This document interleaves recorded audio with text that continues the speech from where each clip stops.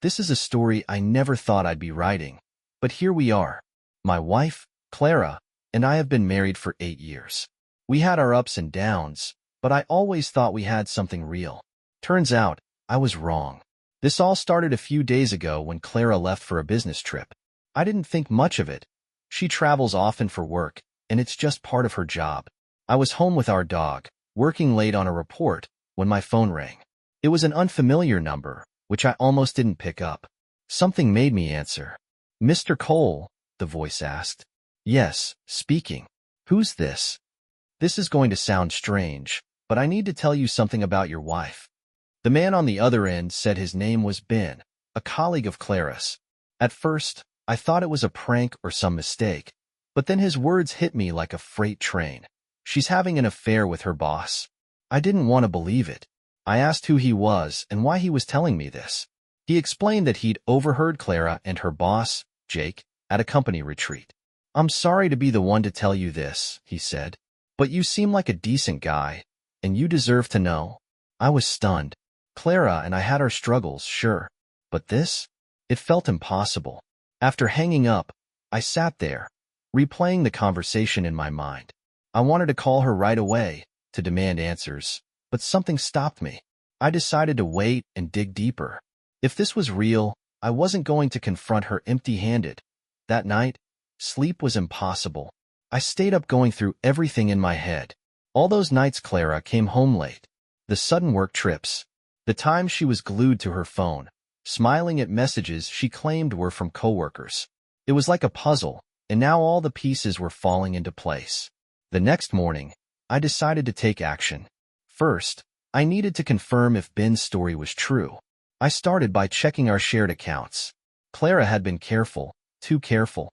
No odd charges, no hotel stays on the credit card. But then I checked her phone records. That's where I saw it. A series of long calls to a number I didn't recognize. A quick search revealed it belonged to Jake Patterson, her boss. My stomach churned. The evidence was mounting, but I still wanted to believe there was another explanation. Maybe it was all a misunderstanding. Maybe Ben was wrong. I kept myself busy during the day, pretending everything was normal. Clara had called me once, saying the meetings were running longer than expected. Her voice was calm, cheerful even, but it grated on me. I didn't press her for details. I wanted her to stay in the dark about my suspicions. Later that evening, I got another unexpected call. This time, it wasn't Ben. "Mr. Cole?" "Speaking. Who's this?" "My name's Detective Harris. I work privately now, but I used to be with the police. A mutual friend passed along your situation. They thought I might be able to help." I didn't know who this mutual friend was, but I didn't care. I needed someone with the skills to uncover the truth. Harris was straightforward, saying he dealt with infidelity cases before and knew how to gather solid evidence. After a brief conversation, I decided to hire him. Within an hour, Harris had set up a plan. "Let me do some digging on Jake Patterson and your wife," he said. "If they're being careless, we'll have what we need by the end of the week." I hung up the phone feeling conflicted, angry, sad, and anxious all at once. I hated that it had come to this. That night, Clara called me again. "How's everything at home?" she asked, her voice light. "It's fine," I replied, keeping my tone even. "How's the trip?" "Exhausting," she said with a sigh. "Jake's been running us ragged with back-to-back meetings." Hearing his name sent a jolt through me, but I stayed calm. "Sounds intense," I said. "When do you think you'll be back?" "Friday, if all goes well," she replied. I ended the call shortly after, not trusting myself to stay composed. Friday. I could wait until then. Friday finally arrived, but by then, I wasn't the same man I'd been earlier in the week. Every hour leading up to Clara's return felt like a lifetime. Detective Harris had been in touch a few times, each update driving the knife deeper. "Jake Patterson," he said during one call, "has a history. There are rumors of him getting too close to female employees, but no one's ever filed a formal complaint. He's careful. That said, he booked a hotel suite on Monday night, the same night your wife said she was tied up with meetings." I clenched my fist so tightly my knuckles turned white. "Do you know if Clara was with him?" "Not yet," Harris replied, "but I've got someone reviewing surveillance footage from the hotel." By Friday morning, Harris called again. He sounded grim. "I've got your proof," he said. "What kind of proof?" I asked, bracing myself. "Video footage. It shows Clara and Jake entering the hotel together. They went into his suite around 10 p.m. and didn't leave until after 7 the next morning." My vision blurred as rage and heartbreak coursed through me. Harris must have sensed it. "I know this is hard," he said gently, "but now you've got leverage. Let me know how you want to proceed." When Clara walked through the door that evening, she greeted me with a warm smile, acting as if nothing had happened. She dropped her bags by the door and leaned in to kiss me, but I stepped back. "What's wrong?" she asked, frowning. I studied her for a moment, trying to find any trace of guilt. "We need to talk," I said, my voice cold. She froze, the smile fading from her face. "About what?" "About your trip," I replied. "What about it?" she asked, her tone carefully neutral. I motioned for her to sit at the dining table. She hesitated but eventually complied, her movements stiff. "I know about you and Jake," I said, dropping the words like a bomb. Her eyes widened, but she quickly composed herself. "What are you talking about?" she said with a laugh that sounded forced. "Don't play dumb," I snapped, pulling out my phone. I opened the video Harris had sent me and placed it on the table, pressing play. The color drained from her face as she watched the footage of her and Jake entering the hotel together. She didn't try to deny it. "Richard," she began, her voice trembling, "it's not what it looks like." "Don't insult me," I cut her off. "You spent the night with him. Don't stand there and lie to my face." She stared at me, her lips trembling as if she were trying to find the right words. Finally, she whispered, "I'm sorry." "Sorry?" I laughed bitterly. "You're sorry because you got caught. If I hadn't found out, you'd still be sneaking around with him, wouldn't you?" Her silence was answer enough. For the first time since this nightmare began, I felt something other than pain. Resolve. She thought she could break me, but she was wrong. "You've made your choices, Clara," I said, standing. "Now, I'll make mine." I left the room before she could respond. I needed to clear my head, but more than that, I needed to remind myself that I was in control now. Clara had thrown away everything we built together, and I wasn't going to give her the satisfaction of watching me break. I went upstairs to the bedroom, locking the door behind me. From my nightstand, I pulled out the folder Harris had given me, a collection of damning evidence, including financial records, emails, and texts. Clara had been sloppy in covering her tracks, and Harris had unearthed it all. The money transfers were what infuriated me most. She'd been siphoning funds from our joint account to cover her escapades with Jake, expensive dinners, hotel stays, even gifts. It wasn't just betrayal, it was theft. I sat on the edge of the bed, staring at the folder in my lap. My mind raced with questions. How long had this been going on? Had she ever loved me? Or was I just a convenience she'd outgrown? But then I stopped myself. Those questions didn't matter. What mattered was what I did next. When I finally went back downstairs, Clara was still sitting at the dining table, her head in her hands. She looked up as I approached, her eyes red and puffy from crying. For a fleeting moment, I felt a pang of sympathy, but it quickly passed. "We need to talk," she said, her voice barely above a whisper. "No," I replied curtly. "You need to listen." Her eyes widened, but she stayed silent. "I've spent the last few days gathering evidence," I began, my tone cold and measured. "You've been lying to me, stealing from me, and making a fool of our marriage. And now, you're going to face the consequences." "What are you talking about?" she asked, her voice trembling. I placed the folder on the table and slid it toward her. "Everything's in here," I said. "The hotel receipts, the texts, the money transfers. I've got enough to ensure you walk away from this with nothing." She stared at the folder, her hands trembling as she reached for it. "Richard, please." "Don't," I snapped. "Don't beg, and don't make excuses. You've already said enough." Her shoulders slumped as she flipped through the documents, the weight of her actions finally sinking in. "What do you want from me?" she whispered. "Divorce," I replied without hesitation. "I've already contacted a lawyer. You'll be hearing from them soon." She looked up at me, tears streaming down her face. Can't we just talk about this? Please, Richard. I made a mistake. Mistake? I scoffed, my voice rising. You don't accidentally have an affair, Clara. You made a choice, a series of choices, and now you're going to deal with the fallout. Her tears turned to anger. You think you're so perfect? She snapped. You've been distant for months, buried in work, barely paying attention to me. I was lonely, Richard. What was I supposed to do? I felt a surge of fury. So this is my fault now? I said, my voice dangerously calm. You betrayed me, and you're blaming me for it? She didn't answer. Instead, she buried her face in her hands, her shoulders shaking with sobs. I stood there for a moment, watching the woman I'd once loved crumble under the weight of her own lies. Part of me wanted to feel pity, to offer her some small measure of comfort. But I couldn't. She destroyed us, and there was no going back. This is just the beginning, Clara, I said quietly. You wanted out of this marriage? Congratulations, you're free. But don't think for a second that you're walking away unscathed. I turned and walked out of the house, the sound of her sobs following me as I closed the door behind me. I drove aimlessly for hours, trying to calm the storm raging inside me. The roads were quiet, the world outside oblivious to the chaos in my head. I kept replaying her excuses, her tears, her attempt to shift the blame onto me. But what hurt most was the sheer audacity of it all. She hadn't just betrayed me. She'd twisted the knife, making it seem like I was the one who failed her. I pulled into an empty parking lot and sat there in the dark, staring at the dashboard.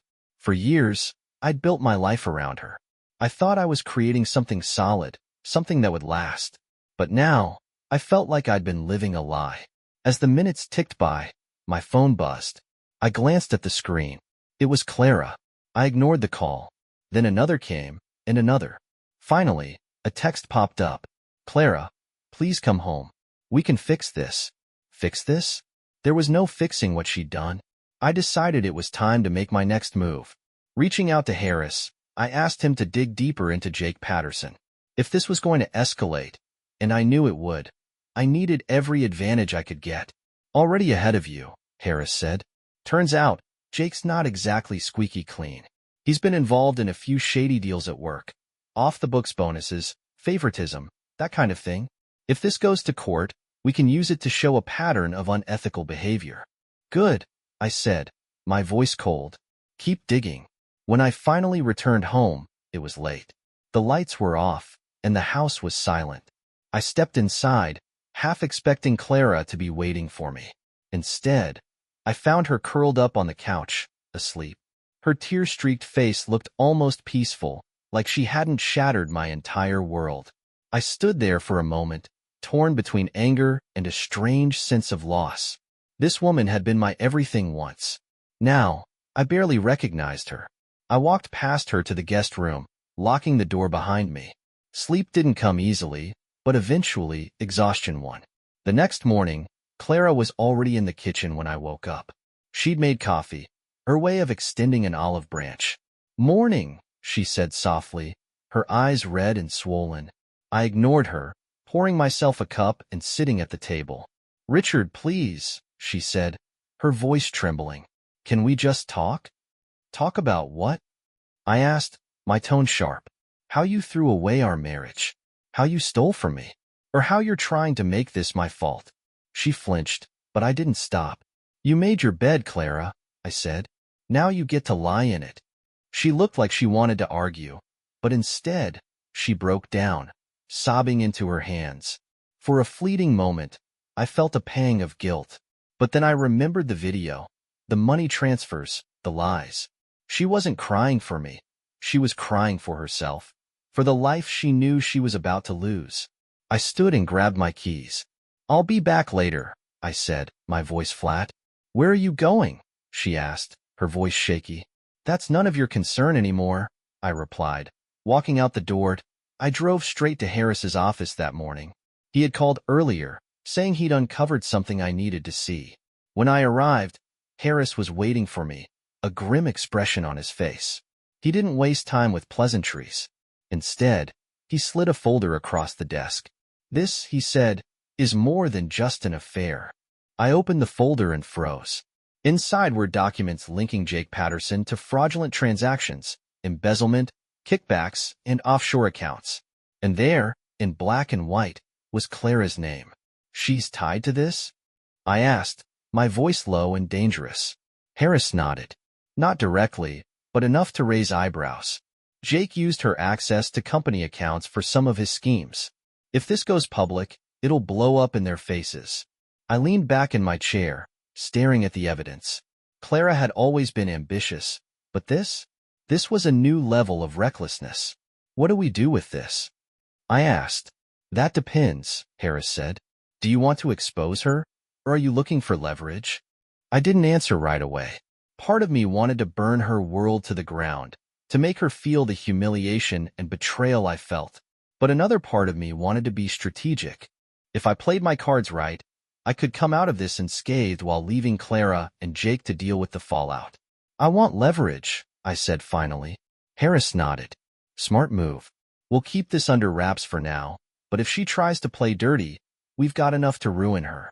When I got back home, Clara was sitting on the couch, staring blankly at the television. She looked up as I walked in, her expression a mix of hope and dread. Where were you? She asked cautiously. Out, I replied, not offering any more details. Richard, she began, standing up, we can't keep doing this. We need to talk about what happens next. What happens next? I repeated, my voice cold. What happens next is that you pack your things and leave. Her eyes filled with tears, but she didn't cry. It doesn't have to be this way, she said softly. It does, I said firmly. You made your choice, Clara. Now you live with it. She sat back down, burying her face in her hands. I turned and went upstairs, unable to stand the sight of her. As I sat in the quiet of the bedroom, I began outlining my next steps. The evidence Harris had gathered was my ace in the hole, but I needed to make sure I was protected on all fronts. I reached out to my lawyer, explaining the situation in detail. If she tries to take me to court for anything, assets, alimony, whatever, I want to be ready, I said. Don't worry, my lawyer replied. With the evidence you've got, she doesn't stand a chance. For the first time in days, I felt a glimmer of hope. Clara had underestimated me, and now she was going to pay the price. The days that followed were a whirlwind of quiet tension and cold, calculated moves. Clara tried to break through my wall of silence, but I refused to give her the satisfaction. She was still in the house, temporarily, but every interaction was laced with a heaviness that felt impossible to escape. Meanwhile, Harris continued feeding me updates. Jake's shady financial dealings were deeper than I'd realized, and it was only a matter of time before the consequences caught up to him. Clara had tied herself to a sinking ship, and I was going to make sure she felt every ounce of regret for betraying me. By the end of the week, my lawyer had finalized the divorce papers. I wasted no time handing them to Clara. What's this? She asked, staring at the stack of papers like it was a bomb about to go off. Divorce, I said bluntly. I suggest you sign them quickly. The terms are fair. More than you deserve, honestly. She flipped through the pages, her hands shaking. You can't be serious, she said. I'm completely serious, I replied, my tone ice cold. You've made your intentions clear, Clara. Now I'm making mine. Her eyes filled with tears, and for a moment, I thought she might argue. Instead, she dropped the papers on the table and whispered, Why are you doing this? I leaned forward, locking eyes with her. Because you destroyed everything we had, I said. And now, I'm making sure you don't get to destroy me too. She didn't respond. She just sat there, staring at the papers, her face a mixture of anger, guilt, and something I couldn't quite place. The next day, Harris called with another update. Jake's company is starting an internal investigation, he said. Apparently, some of the higher-ups are getting nervous about his behavior. If they dig deep enough, they're going to find everything. What about Clara? I asked. She's not a primary target, but her name's going to come up, Harris replied. If she tries to protect Jake, she'll go down with him. I felt a surge of satisfaction. This was justice. Later that evening, Clara approached me in the kitchen. She looked more composed than she had in days, but there was a nervous energy about her. "Can we talk?" she asked hesitantly. I didn't want to, but I nodded. "Fine. Talk." "I know I've hurt you," she began, her voice trembling, "and I know I don't deserve your forgiveness.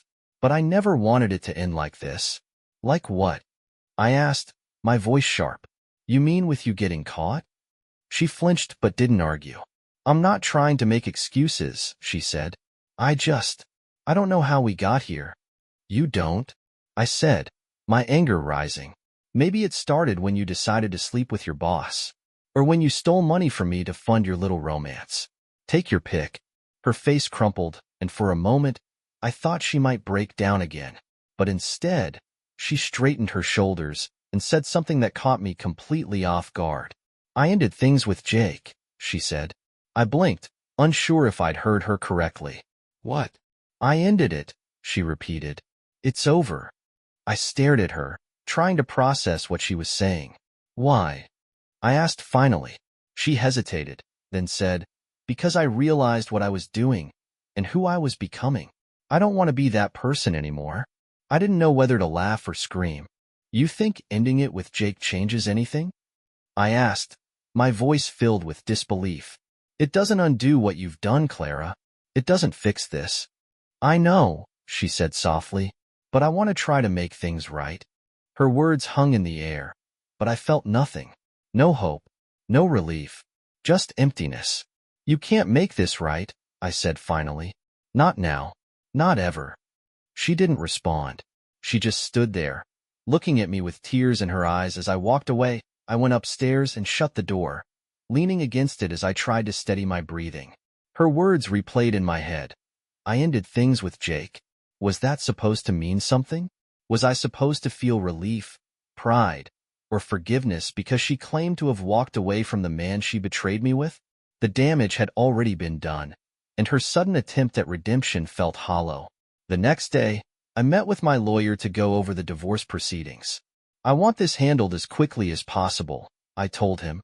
"No delays, no loopholes. I want it over." He nodded.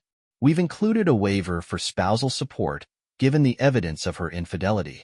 She'll have no grounds to contest that." "What about the house?" I asked. "If she fights for it, it'll be a battle," he replied.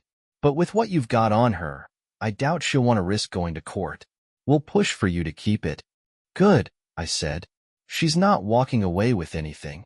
As I left the office, my phone buzzed. It was Harris. "Thought you'd want to know," he said when I answered. "Jake's been fired. The internal investigation found enough to implicate him in multiple violations. They're not pressing charges yet, but it's only a matter of time." "What about Clara?" I asked. "She's still under the radar for now," Harris replied. "But if they decide to dig deeper, she could get pulled in." I thanked him and hung up, feeling a strange sense of satisfaction.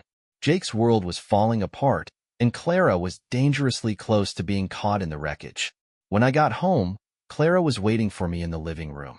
She looked tired, like the weight of everything was finally hitting her. "Did you hear about Jake?" she asked quietly. I nodded. "I did." She hesitated, then said, "I didn't know about the money." I raised an eyebrow. "So you're just a pawn in all this? Is that what you're saying?" She shook her head. "No, I just didn't realize how deep it went. I swear, Richard, I didn't take anything knowingly."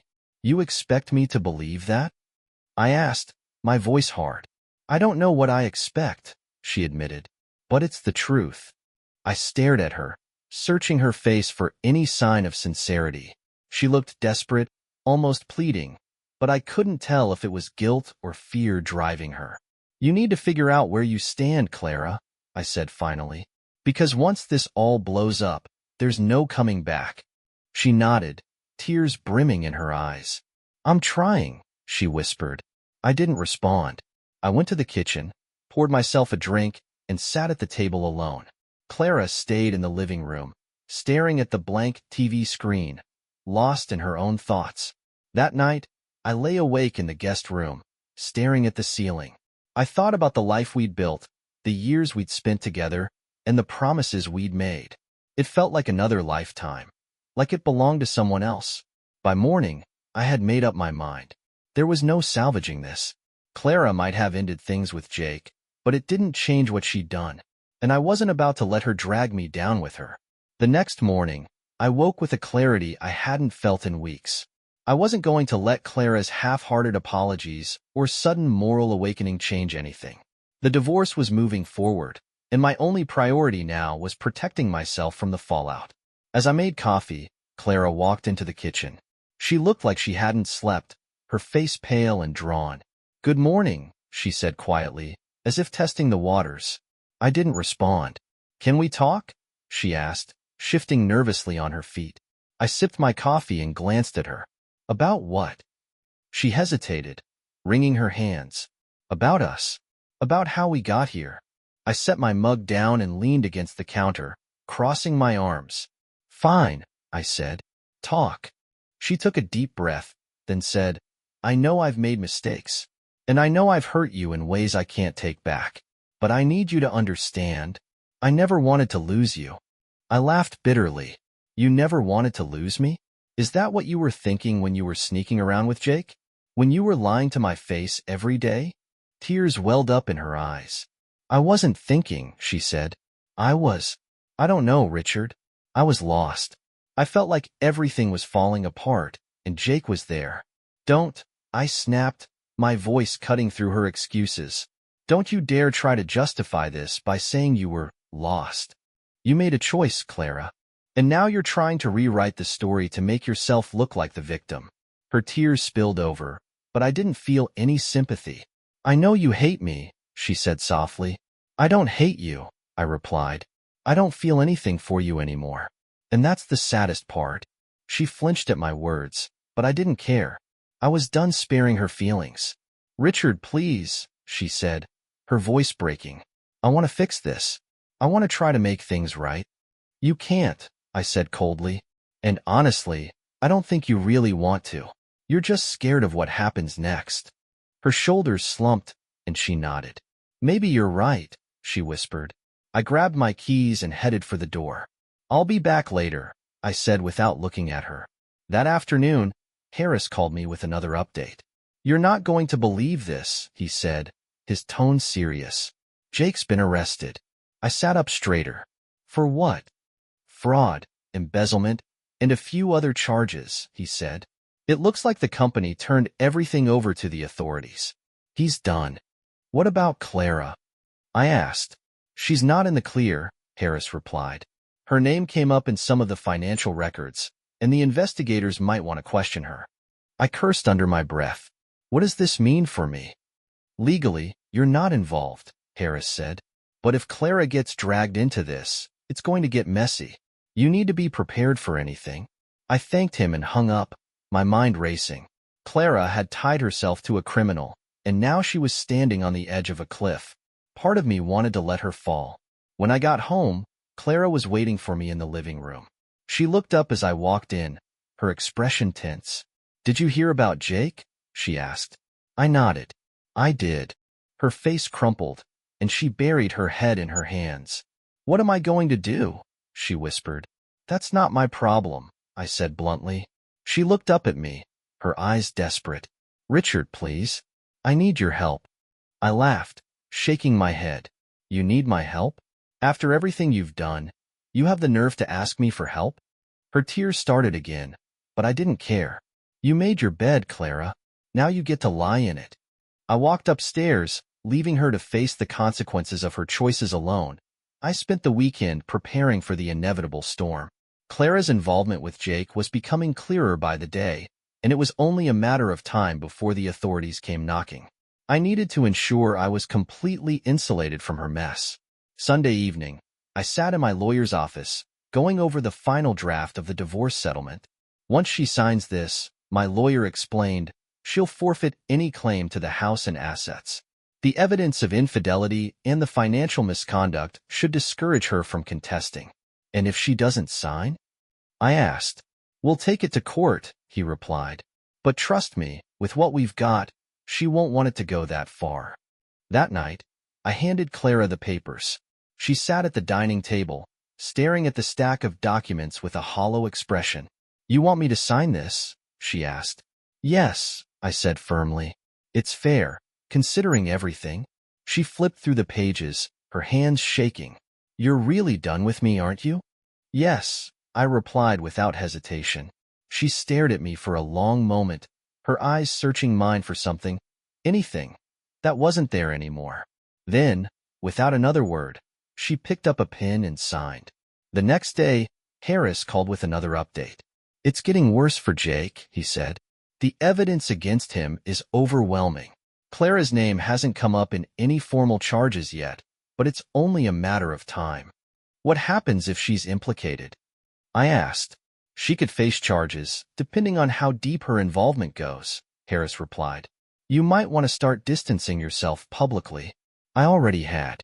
By the end of the day, I'd moved Clara's belongings into the guest room and informed her that she had 2 weeks to find a new place. She didn't argue. She just nodded, her spirit broken. That evening, I received an unexpected email, a message from someone claiming to be Jake's wife. Mr. Cole, it read, I'm reaching out because I believe we've both been blindsided by the same people. Can we talk? I stared at the screen, my mind racing. Jake's wife? What could she possibly want? The next morning, I met with Jake's wife, a woman named Melissa, at a small cafe. She looked tired but composed, her eyes sharp and calculating. Thank you for meeting me, she said as I sat down. What's this about? I asked, cutting to the chase. I'm divorcing Jake, she said bluntly, and I want to make sure Clara doesn't get away with what she's done. I leaned back in my chair, surprised. What are you talking about? Melissa smirked, pulling out a folder. Jake might be the mastermind, but Clara wasn't just a bystander. She helped him cover up his tracks. I've got emails, texts, and financial records to prove it. I stared at the folder, my stomach sinking. If what Melissa was saying was true, Clara was in deeper than I'd realized. What do you want from me? I asked. I want us to work together, Melissa said.